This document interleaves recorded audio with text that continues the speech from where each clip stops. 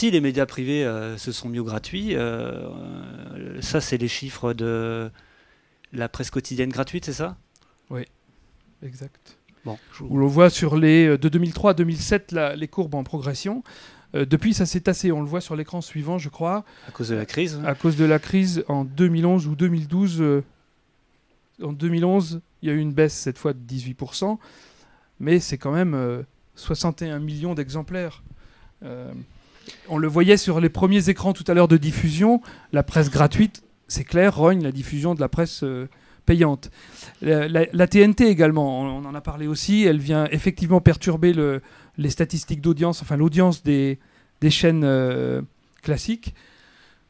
Et vous voyez les courbes, c'est quand même de très fortes progressions. Et évidemment, c'est une diminution de l'ensemble des spectateurs, quoi. Et là encore, des médias gratuits avec des contenus qui sont librement accessibles, quoi. Et côté médias publics aussi, on a une diversification des supports. Bon, là, c'est un exemple, hein, mais c'est du côté de France Télévisions, c'est la plateforme de rattrapage, de télé de rattrapage de France Télévisions, Plus. France Télévisions a aussi lancé un site, France TV Info. Il y a également un site qui s'appelle Culture Box sur la culture.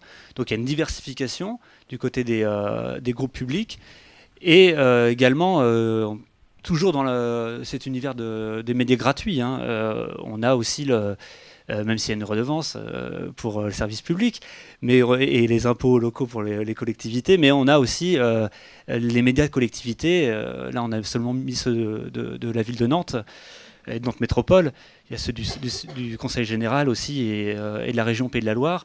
Vous voyez, avec des tirages qui sont considérables. Et ça, c'est aussi de la presse gratuite dans les boîtes aux lettres. Cette fois, si l'on descend sur l'analyse de l'usage des internautes et à qui on a demandé, à qui Marsouin, les chercheurs bretons de l'équipe de Marsouin, sont des chercheurs en sciences humaines qui sont dédiés aux nouvelles technologies et qui ont publié l'an dernier une étude très intéressante sur les usages de la presse quotidienne régionale. Si on leur demande combien d'internautes lisent une fois par semaine un article sur papier, ils ne sont que 45%, quand ils sont cette fois 48% sur Internet et sur la presse nationale et 20% sur les sites Internet également de presse quotidienne régionale. Donc on voit que les internautes lisent beaucoup plus la presse sur Internet que sur papier. Et pourquoi la lisent-ils beaucoup plus sur les sites Internet? 75%, ils répondent que c'est parce que c'est gratuit. Et donc on voit bien que, on espère ne pas avoir été trop long dans cette démonstration, avec tous ces écrans qui défilent, mais pour résumer et pour conclure, l'audience sur les supports traditionnels est à peu près stable. Sur le numérique, elle explose. En revanche, elle fragilise clairement, parce que par le tout gratuit, elle fragilise les médias et elle dévalorise clairement l'information. L'information perd de sa valeur. Ce qu'on voulait déjà, c'était montrer, c'est parfois une idée reçue, on a l'impression que les médias sont en déclin. En fait, si on fait le calcul, ils ne sont pas en perte d'audience, si on prend en compte les supports numériques. Parce qu'ils profitent largement du numérique aussi, les médias. On l'a vu, ils ne sont pas les seuls. Par contre, si on regarde maintenant côté modèle économique, rapidement, et ce sera notre conclusion sur les constats. En vert, vous voyez les imprimés. Donc les revenus du papier en vert, de 2004 à 2011, à l'année dernière. Donc vous voyez la courbe qui descend et la courbe qui monte, ce sont les revenus sur Internet. On voit bien qu'elles se croisent, ces deux courbes. Et si tu vas sur l'écran suivant, alors là on va essayer de ne retenir que les données intéressantes. On le constate ici sur 2011 par rapport à 2010 en France. Internet en publicité a fait plus 15. Quand en revanche sur la presse, il a fait moins 1. C'est pas une baisse spectaculaire, moins 1. En revanche, Internet, on voit bien que c'est une croissance forte.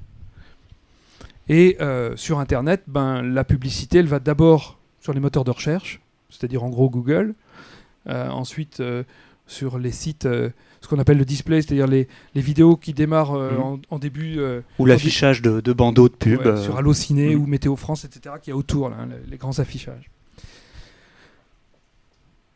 Et oui, cette phrase, en fait, c'est une citation du directeur du groupe La Voix du Nord, groupe de PQR, presque quotidien régional. Voilà. Enfin, en France, Google réalise 1 milliard d'euros avec 180 jeunes commerciaux. C'est à peu près autant que ce que fait la PQR avec 1800 commerciaux. Dit comme ça, on comprend que autant côté audience, on pourrait ne pas s'inquiéter. Quand on a ce type de chiffres, c'est évidemment beaucoup plus préoccupant. Et donc, alors, ça, c'était pour la pub, et là, on a côté vente abonnement. Où l'on voit que la situation n'est pas dramatique non plus globalement. C'est une belle croissance, si ce n'est depuis la crise où, depuis 2008, on a vu sur le chiffre d'affaires rouge qui est la publicité une légère baisse. Mais les ventes, ça progresse. Hein, ça, c'est la presse d'information locale. Donc on voit bien, ces courbes-là suivent l'audience sur support classique, c'est-à-dire en gros, ça se maintient. Autre source de revenus pour les médias, c'est les produits dérivés. Ou par exemple les petites annonces, qui depuis très longtemps, historiquement, ont toujours permis aux médias de compléter leur modèle économique, de trouver de nouvelles ressources. Bon, on voit aujourd'hui que Le Bon Coin, et je crois peut-être ça c'est les chiffres de l'OJD, hein, c'est le site le plus consulté, et les annonces, ils sont gratuites. Hein, voilà. Alors au passage, Ouest France avait des parts dans Le Bon Coin, donc ils ont récupéré quand même quelques millions au passage, mais par rapport à la perte qu'il y a sur cette activité, hein, et c'est évidemment qu'un exemple. Donc la concurrence se fait aussi avec les nouveaux entrants, elle se fait aussi sur tous les services que les médias étaient capables de développer. Et puis dans les modèles économiques, il y a aussi les subventions, les aides publiques. Où là, cette fois, l'État français a des fonds qui sont finalement assez considérables, qui sont consacrés donc à l'aide à la presse. En particulier, sur l'écran suivant, on le voit.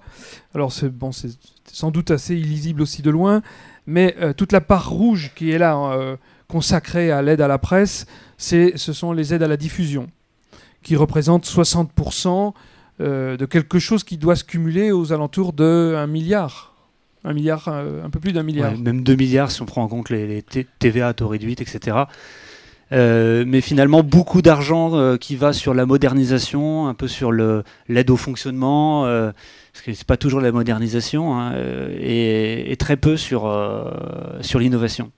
Et c'est ce que constatait cet avis qui a été publié à l'Assemblée nationale en octobre 2011, je crois, où l'on voit, alors bon, on va pas rentrer dans le détail, mais où l'on voit que le fonds qui est attribué pour l'aide à la presse en ligne en particulier, qui est censé finalement aider la presse dans son innovation, dans ses développements, elle est en général plutôt utilisée pour simplement financer des postes de journalistes ou de techniciens qui étaient 60 ou 70% affectés avant au papier et qui sont maintenant affectés au web, mais ça n'est pas réellement de l'innovation, c'est du soutien, c'est de l'aide au fonctionnement finalement. Juste l'adaptation. Un chiffre pour terminer vraiment sur le constat de côté rédaction. Vous voyez, ça c'est juste le nombre de cartes de presse. En bleu, c'est dans l'Ouest, Bretagne et Pays de la Loire. Les conséquences aussi évidemment, hein. Et là c'est juste sur la rédaction, il y a évidemment plein d'autres métiers d'emploi dans les médias, mais vous voyez bien que ça tombe, même si dans l'Ouest on est plutôt bien doté par rapport à d'autres régions, et ça veut dire aussi ça que les journalistes, oui, ça c'est la pyramide des âges, donc il y a de moins en moins de jeunes journalistes. Donc ça veut dire que les rédactions, on leur demande de faire toujours plus, parce qu'il y a plus en plus de supports qui sont édités par le média, mais avec de moins en moins de moyens en général, et avec des équipes qui sont parfois pas formées ou pas en phase avec le numérique parce qu'elles ne sont pas forcément nées avec, quoi. Hein, on a de plus en plus de journalistes grisonnants, il y en a qui s'en sortent très très bien, mais des silver surfers comme on dit. Moi je me mets dedans, hein, je suis grisonnant, mais voilà. Bon, ça dit à peu près la même chose. Juste pour conclure très rapidement, donc Alors on nous annonce une annus horribilis pour la PQR en 2012. C'est vrai que là on a eu quasiment l'annonce du dépôt de bilan là, du groupe Paris-Normandie. Donc ce sera peut-être le cas. Si on regarde la part des revenus publicitaires qui sont prévus en 2012 par type de médias, c'est la télé qui est très, très largement en tête. En rouge, c'est la France. Hein. Et ici, c'est la télévision.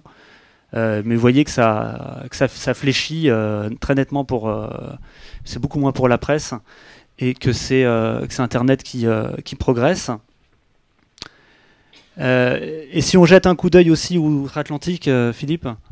Oui, où on s'aperçoit que les revenus publicitaires de la télévision baissent légèrement, mais ceux du papier, on l'a vu tout à l'heure, hein, ceux du papier et de la radio également, mais sont cette fois rattrapés en 2008 déjà, donc dépassés aujourd'hui par Internet. Aux États-Unis. Et si l'on considère qu'aux États-Unis, c'est juste qu'ils sont un peu en avance de phase et que finalement, ils préfigurent là où on sera dans quelques temps ici, on s'aperçoit avec les revenus toujours de publicité comparés entre l'imprimé et le online, l'Internet, que pour les années qui viennent, là cette fois, le print reste stable, mais largement dépassé, si ce n'est doublé dans 3-4 ans, par l'Internet.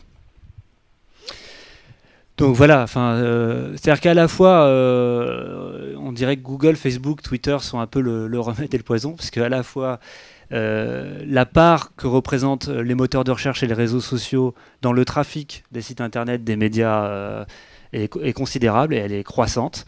Hein, c'est assez souvent autour de 50% pour Google. 50% du trafic vient de Google pour un site média.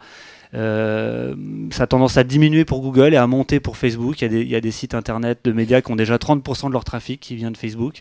Donc ça continue à chaque fois de monter. Donc à la fois, c'est ce qui permet ces audiences excellentes dont on parlait tout à l'heure des sites des médias, des sites internet des médias. Et en même temps, on l'a bien vu, les revenus, ils sont publicitaires, ils profitent d'abord à Google, à Facebook et à Twitter, encore un tout petit peu. Twitter, ça démarre, mais ça va monter assez vite, les revenus publicitaires de Twitter. Voilà, ils sont illustrés là par leur courbe depuis 1999 jusqu'à aujourd'hui pour Google. On peut passer parce que c'est à peu près la même chose pour ça c'est quoi? C'est Facebook. C'est Facebook. C'est Facebook et on doit avoir Twitter derrière qui connaît une croissance encore plus exponentielle. Non, ça c'est Facebook. Ouais, voilà. Vas-y. Donc, oui, pas étonnant dans ce contexte aussi que on est le syndicat de la presse quotidienne nationale qui a très récemment porté le débat dans la campagne présidentielle en demandant à ce que les acteurs du numérique, ceux qu'on vient de voir, hein, mais pas seulement, les fournisseurs d'accès Internet aussi, soient taxés pour financer l'information, hein, parce qu'ils font largement leurs audiences grâce à l'information.